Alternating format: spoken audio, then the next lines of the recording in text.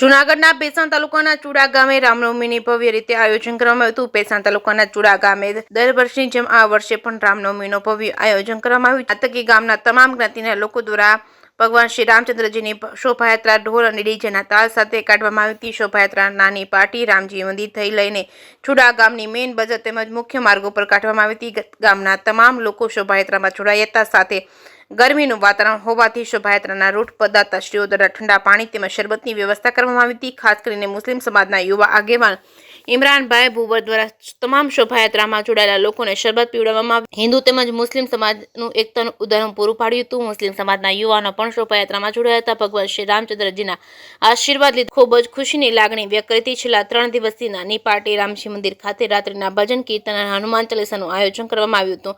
યુવાનો દ્વારા ટ્રેક્ટરો શણગારવામાં આવ્યા હતા। નાના બાળકોને રામચંદ્રજી ભગવાન તેમજ સીતાજી લક્ષ્મણજી હનુમાનજીની વેશભૂષા ખૂબ સુંદર રીતે તૈયાર કરવામાં આવ્યા હતા। શોભાયાત્રામાં ગામના યુવાનો બાળકો ખૂબ હર્ષોલ્લાસ સાથે ભગવાન શ્રી રામચંદ્ર ભગવાનના જયકાર સાથે નાની પાર્ટી શ્રી રામ મંદિર ખાતે શોભાયાત્રા સંપન્ન કરવામાં આવી હતી। જે.કે. સિંહ ગુજરાતી સાથે પંકજ વેગડા, ભેસાણ। અને મોટી પાયામાં સંખ્યો માણસો એકત્રિત થઈ અને કોમી એકાલસ્તાની ભાવનાથી ભાઈ ઇમરાનભાઈ ભુવડે બધા સમુદાયને શરબત પાયું અને હિન્દુ અને મુસલમાન બધા એકરૂપ થઈ અને આ રામ જન્મદિવસ ઉજવો એનો ખૂબ ખૂબ આનંદ છે। અને આવું દરેક જગ્યાએ થાય અને આવું સારું વાતાવરણ થાય એવી દરેક પાસે એવી અપેક્ષા। જય જય મુસલમાનની એકતા ક્યાં સુધી હિન્દુસ્તાનમાં છે એનો એક દાખલો આપો। નમાઝ શબ્દ છે, નમાઝનો જો અર્થ કરો તો નમઃ અજ થાય છે। નમઃ એટલો નમસ્કાર અજ અને અજન્મા શાશ્વત પરમાત્મા।